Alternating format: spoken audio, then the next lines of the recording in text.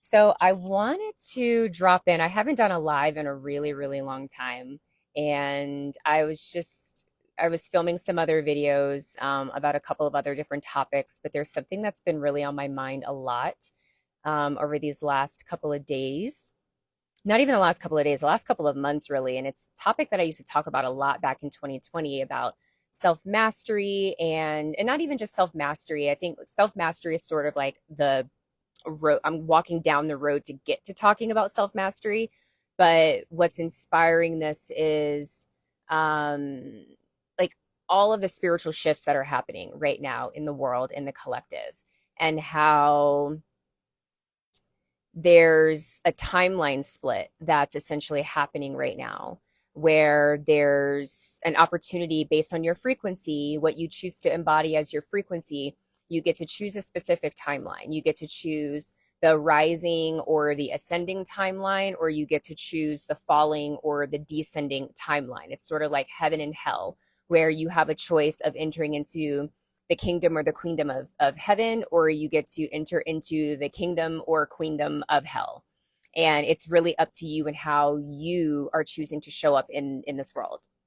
And the reason why I want to talk about this and like bring this back into the forefront today is because, the heat started getting really turned up on the collective back in 2020, but obviously things are continuing to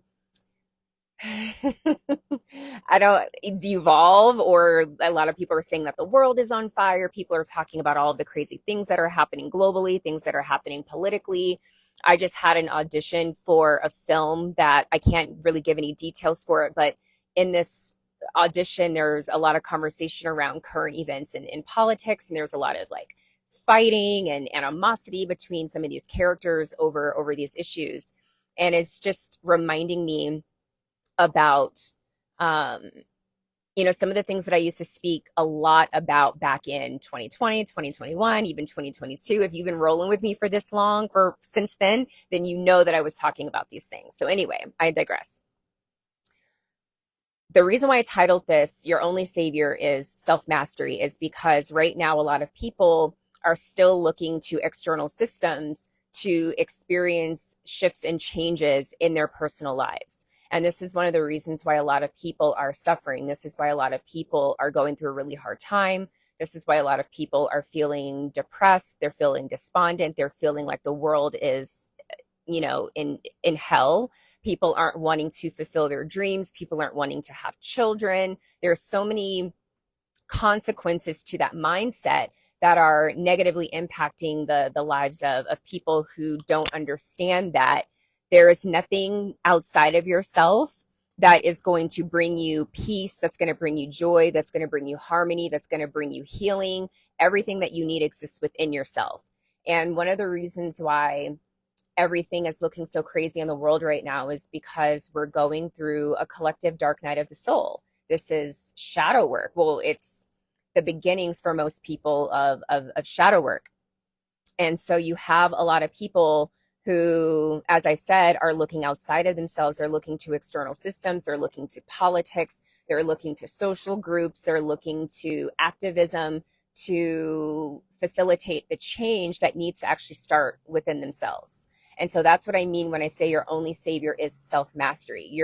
When I talk about self-mastery, what I mean is knowing yourself, like knowing who you are, healing from your traumas, healing from your wounds, understanding the way in which your body is designed to operate, and removing from your life, removing from your field anything that is not conducive to the optimal, what's the word I'm looking for? Like the optimal expression of who you are as an individual and as a human. And so when I talk about self-mastery, when I talk about healing, when I talk about finding and creating that change within yourself, what I mean is recognizing that all of the things that you dislike in this world, all of the things that make you upset about this world are a reflection of the collective consciousness. And it's also a reflection of things that you have within yourself that you have unreconciled within yourself, shadows, if you will. And so I posted a video on my page a couple of months ago where I was talking about the hypocrisy of the left, where they're talking about genocide. Like, genocide is the worst thing that's happening. And, you know, it's the worst thing in the world and all these people are dying, which of course is true, right? Genocide is awful.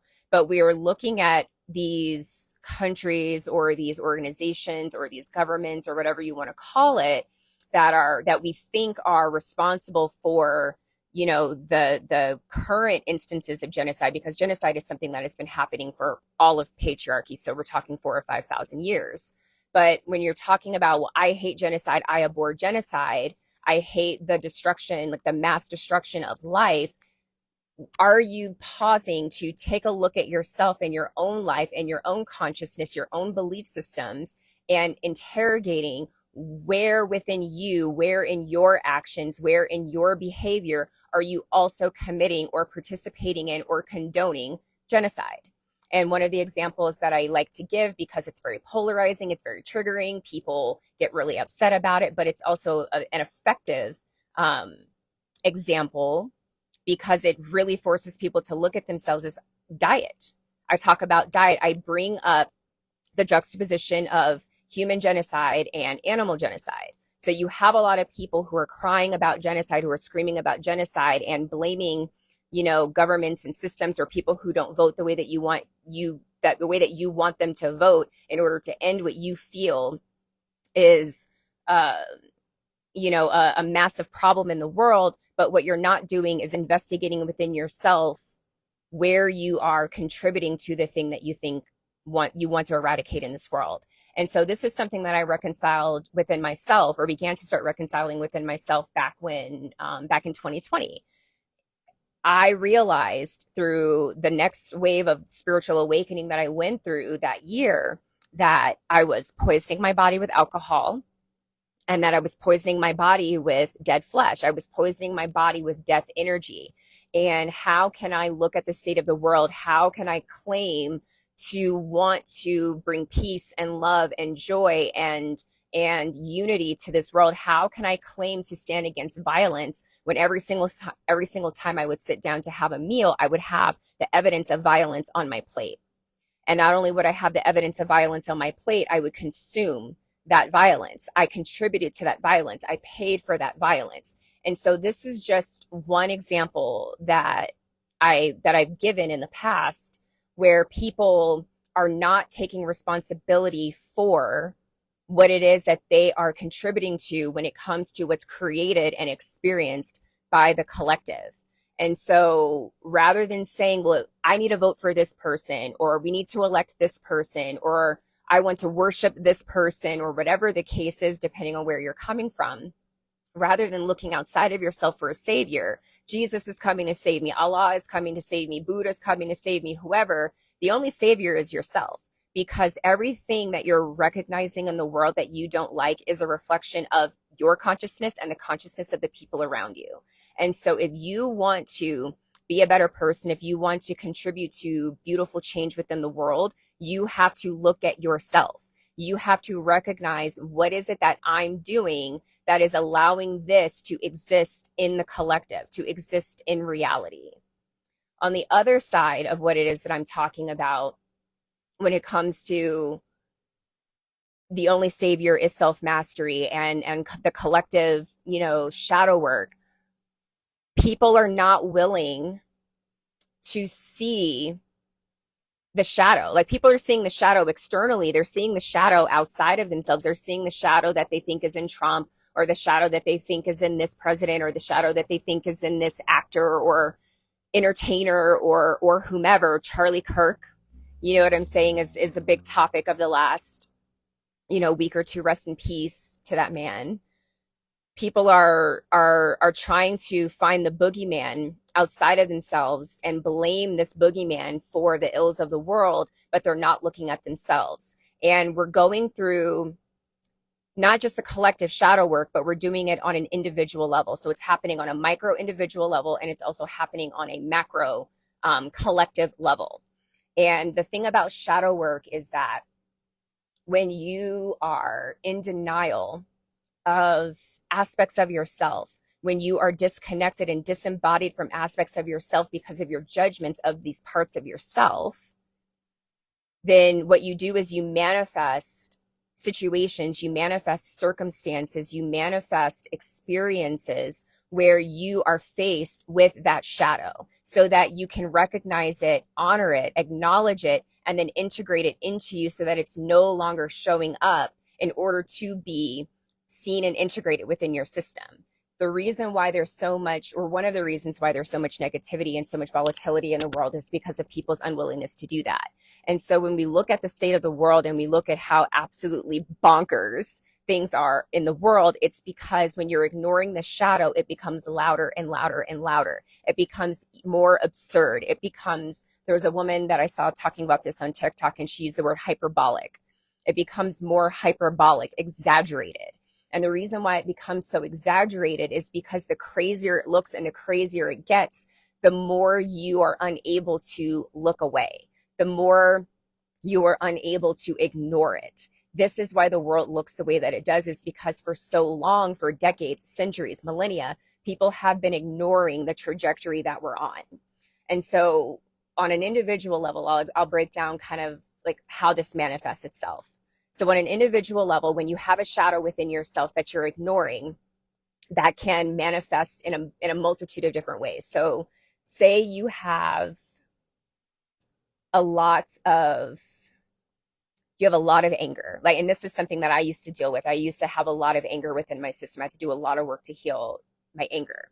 When you have a lot of anger and you're not fully expressing your anger, you're not acknowledging your anger, you're not doing the shadow work to get to the root causes of your anger, that anger will metastasize within your system. And typically, like in your liver is a really powerful organ that's impacted by anger. It's what governs that emotion of anger. So if you're not acknowledging that anger that you have within you and doing the work to clear that, to integrate that, then that can manifest into something like liver cancer or liver flukes or fatty liver or other types of diseases and disorders that are associated with that part of the body.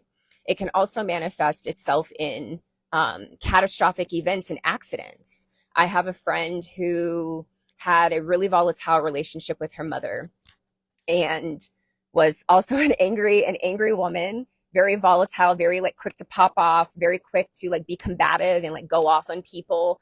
And she knew she was getting the messages, because that's the thing about spirit. Spirit will whisper first. Spirit will whisper, and then spirit will speak, and then spirit will get louder, and then spirit will yell, and then spirit will shake you, and then it will get progressively more overt, more direct, more violent, to force you to look at where you are in your life and to reconcile those parts of yourself. And so with this person, this friend that I'm talking about, she had all of these unreconciled and unprocessed emotions and traumas within her system. And she heard spirit talking to her. She heard spirit telling her, you need to heal. You need to see a therapist. You need to heal your relationship with your mother. You need to do all of these things in order for you to be back in balance and homeostasis within yourself. But because of pride, because of ego, because of stubbornness, because of fear, all of the things that prevent us from operating from the place of stepping into stepping into that phase of healing and restoration, we ignore it. And that's what she did. And over time, what started to happen was her relationships would start to deteriorate. She was getting into a lot more fights. She would start bumping into things and running into things. And then finally, one day, she got into a really bad, catastrophic car accident. I'm talking her like being like disemboweled. Like, that's how violent this car accident was, where parts of her intestines were hanging out of her abdomen and had to be surgically put back inside of her. And the result of that accident was that she ended up bedridden for 3 months with her mother taking care of her.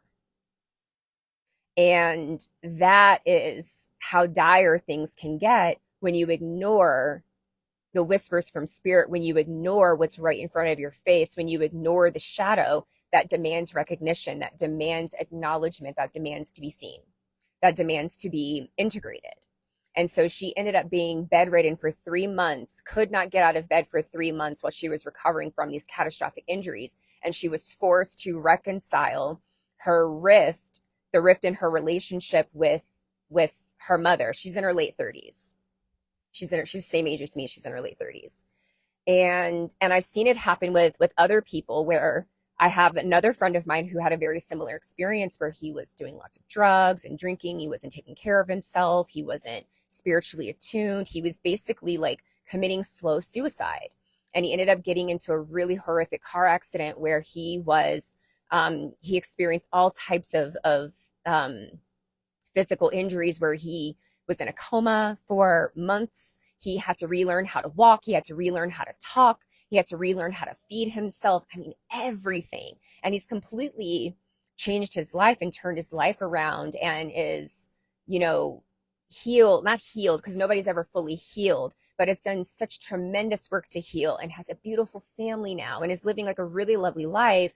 But he had to get to a point where he ended up in a coma and had to relearn how to walk and talk and wipe his own ass in order for him to get the message.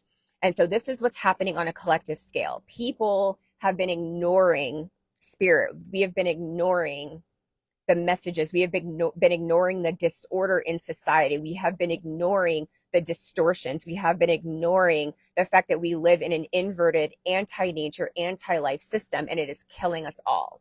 And the more we ignore it, or if we're not ignoring it, we're only acknowledging enough so that we can blame other people. This is why, on a collective scale, it seems like the world is getting worse and worse and worse, and more absurd things are starting to happen.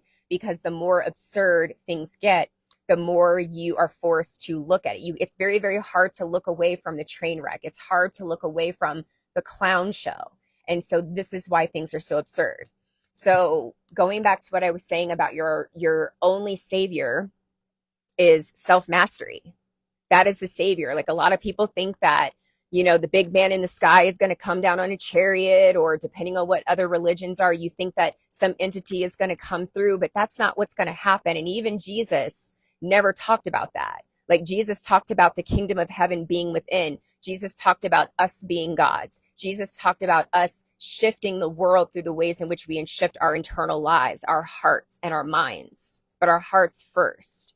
And so to master yourself is to learn yourself. It's to know who you are. It is to know who you are as a human being. It's to recognize that there are so many things in this world. There are so many poisons and distractions that are designed to keep you disconnected from yourself.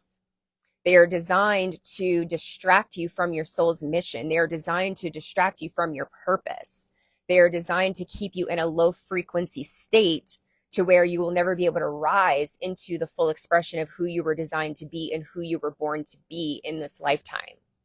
And so self-mastery, ways in which you can lean into and exercise and practice self-mastery is to be conscious of your consumption. What are you consuming? I talked before about eating dead flesh.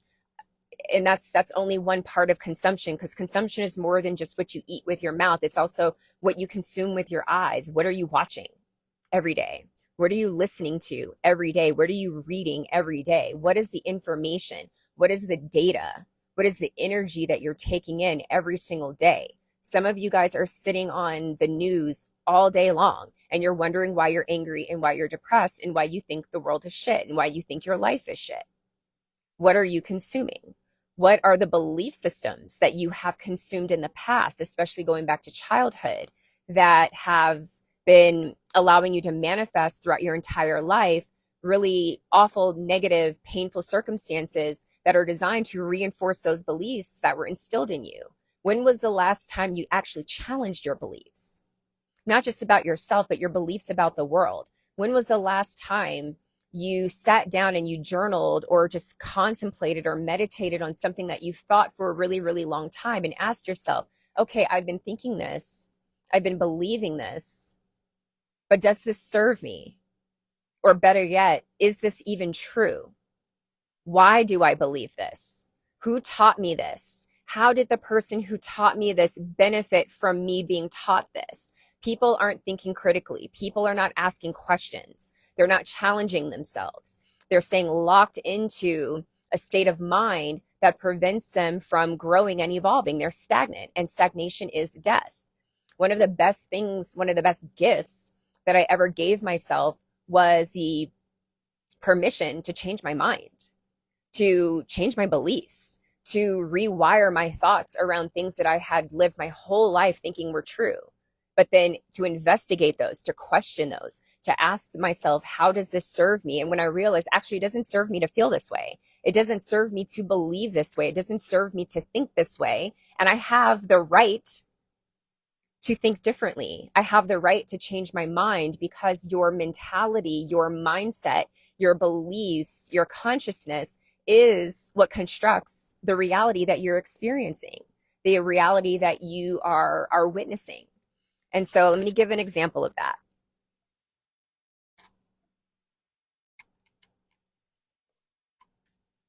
So back in, I want to say I think it was in 2020, there was this image that I saw, posted on, hold on one second. Sorry, I was getting text messages on my other phone.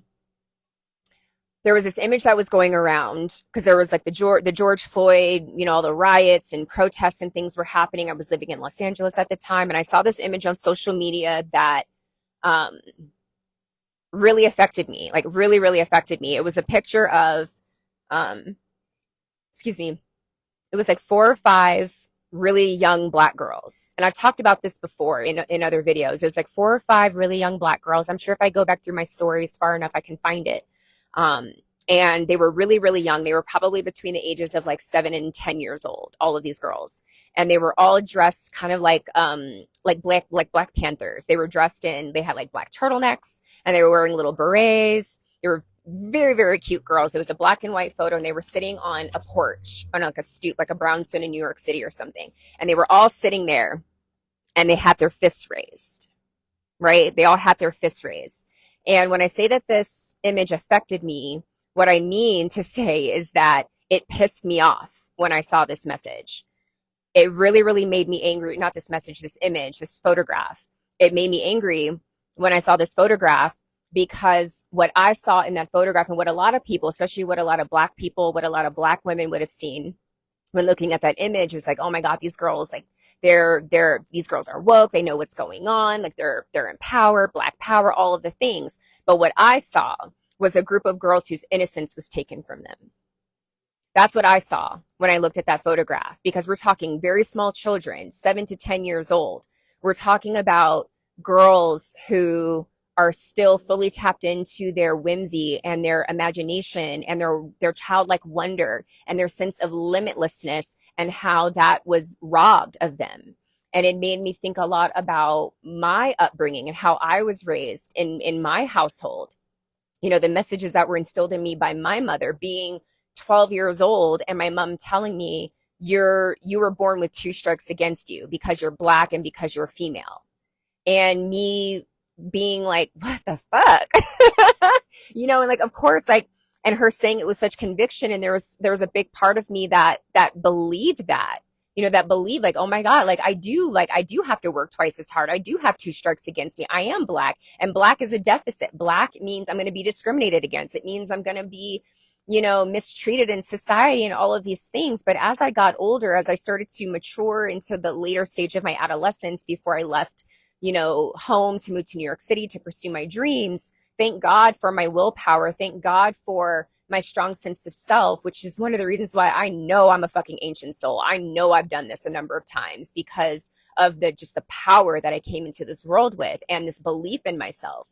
But there are so many people that take those messages, and it's not in being a Black female is just one example, but you can use any other example that is reflective of you and your own experience and the conditioning that was instilled in you as a child that put a cap on your abilities, that limited you.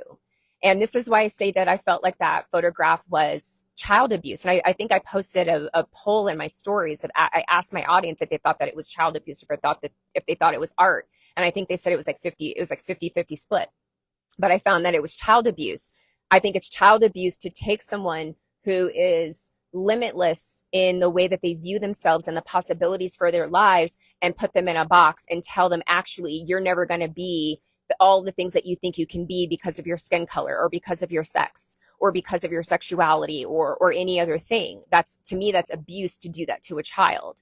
And so when I say investigate your belief systems, investigate the things that you think about yourself. When was the last time, especially for my melanated people that are listening to this, or just women who are listening to this, when is the last time you sat down and questioned what you were told about what it means to be Black, or what it means to be a woman, or what it means to be a Black woman or a Black man? When was the last time you investigated that and questioned what you were taught about that?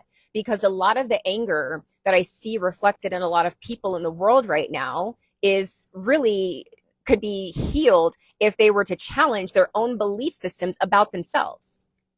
But they've internalized these ideas of oppression. They've internalized these ideas of subjugation. They've internalized these ideas around victimhood, and then they project that outward, and that's everything that they see in the world.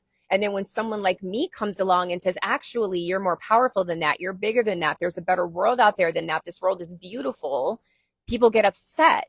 They get angry. They're angered by that. I saw there's a woman I follow who she was in my feed today, and she was talking about how she just came back to America. She's been living in the Dominican Republic for the last year, and she just came back to America. And she was talking about how grateful she is to be in America and how much she loves America and living in this country and the privileges, and just like how wonderful it is and how fortunate she is to be an American. And people were in her comments just going in on her. And I commented, I was like, I agree. I agree with you 100%. I love America. I love being American. I didn't always feel that way because of what I was taught, but the life that I've lived, traveling globally, traveling all over the world, healing spiritually, living nomadically in my bus where I get to drive through this country and see the beauty of it and see the beauty of the people that live here, plus going abroad, because I've traveled to many countries. And I'm not talking about like, because some people say they travel, but I'm not talking about, and this is no shade, but I'm not talking about getting drunk on cruises. You know what I'm saying? I'm not talking about traveling like that. I'm not talking about going to an all-inclusive resort in Cancun and never leaving the resort. I'm talking about traveling. I'm talking about going to countries and going off the beaten path, going out of the touristy areas, going into the areas where you get to really see how people live, when you get to look at the governments of some of these places. The fact that a lot of people are going through hell in these countries, but they can't get online and speak about what's happening in their government.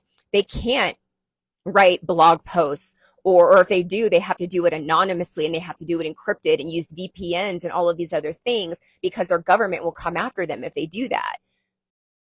Sound is back. Okay, thank you. So I don't even remember what I was saying.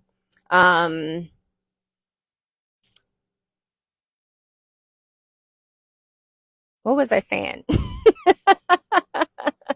But anyway, yeah. So America, right? Like the privileges and things that you have living in this country. But just by you saying, actually, I love my country, I love my homeland, like I love where I grew up, I love where my ancestors have lived for 200 or 300 years, 400 years, some of us much longer than that if you're like Black, Indigenous. That makes people so angry, and it's because of the belief systems that they have, but also their unwillingness to recognize that there are other experiences in this world. There are people that are going to see and experience what it means to be an American very different, and that's okay. And so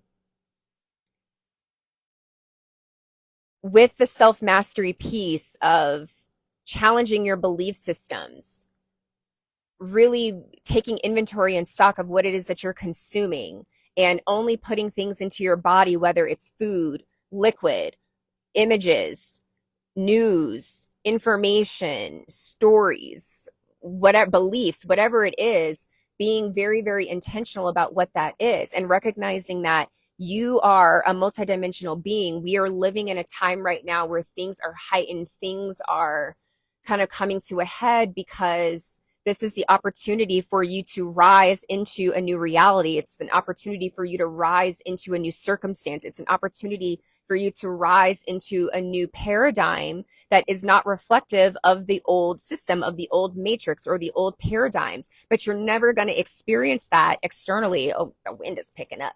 You're never going to experience that externally if you don't do the work internally, if you don't master yourself internally. So you have to decide for yourself, do I want to keep living in a world where I look around me and all I see is tragedy? Because if that's all you're seeing, then you have to look within yourself. Where are you cultivating that within yourself? Because if all you're seeing outside of you is tragedy, then you're probably dealing with a lot of unhealed, repressed, deep, dark traumas and emotions within you that you're not even willing to look at and engage with and heal and recognize and reconcile within you. And that, doing that, taking that step is what's going to shift your perception of everything that you're seeing and thus experiencing in your reality. So when I decided I'm not a victim, I'm not a victim. I'm not at a deficit because I'm Black and because I'm female. I'm actually at an advantage because I'm Black and because I'm female, because I descend from the original mother. Once I started recognizing myself that way, once I saw myself as a divine being, the embodiment of the divine feminine, a conscious creatrix who can create anything that I want, who can shift my reality, who can create money, who can create community, who can create life if I want to, with my womb, all of this from my womb space, that was when everything shifted for me. That was when everything changed. But if I were to continue living my life like everybody in the world is out to get me, the government hates me, white people hate me, men hate me, all of these people hate me, I would be a miserable person. But the interesting thing that I've experienced just being a nomad and you know, traveling this country is that I have experienced so many beautiful experiences from men, from white men, from Trump supporting men. I'm talking men, you know, fixing things on my bus for free. I'm talking about men coming up to me. What do you need? What do you like? How can I help you? Oh, your pipe on your pipe in your sink is broken and you're leaking water all over the ground and it's going to cost you $1,000 to take it to an RV shop to fix. Don't worry about it. Let me run to Lowe's really quick and I'll fix that for you. Trump supporting white men. Whereas I'm told that if I'm driving through some of these towns, some of these old hick towns or racist states, I'm told that if I go through these places, I'm going to have a terrible time, or people are going to be mean to me, or they're going to mistreat me. But that's never been my experience because I don't walk through the world expecting to be mistreated. I don't walk through the world expecting to have negative experiences. I don't walk through the world expecting to experience negativity. I walk through the world expecting to belong wherever I go. There is no space that I walk into where I don't feel like I belong there. If I didn't belong there, I wouldn't be there. I don't go into any interaction with a person thinking that they're a terrible person. I give everybody the benefit of the doubt, and I treat everybody like they're a child of God until they prove to me that they're not worthy or deserving of my interaction or my respect or my presence. That's how I navigate the world. And I have a very, very beautiful life because of it. And I have beautiful people that I call into my life because of it. And so thank you.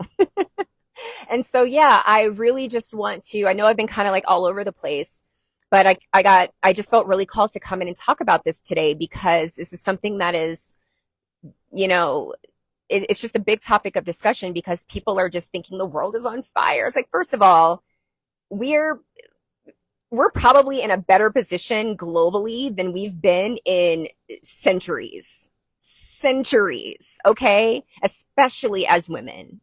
There has never been a better time in the last 4,000 or 5,000 years of patriarchal inversion than it is a better time to be a woman than today, especially if you're in the West. If you're not a woman in the West, very, very different story, very, very different circumstance. But if you're a woman in the West, there has never been a better time for you to be a woman than today, at least in the last 4,000 or 5,000 years.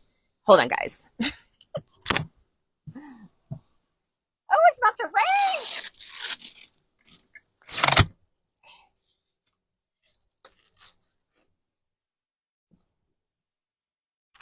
There we go. Bus life.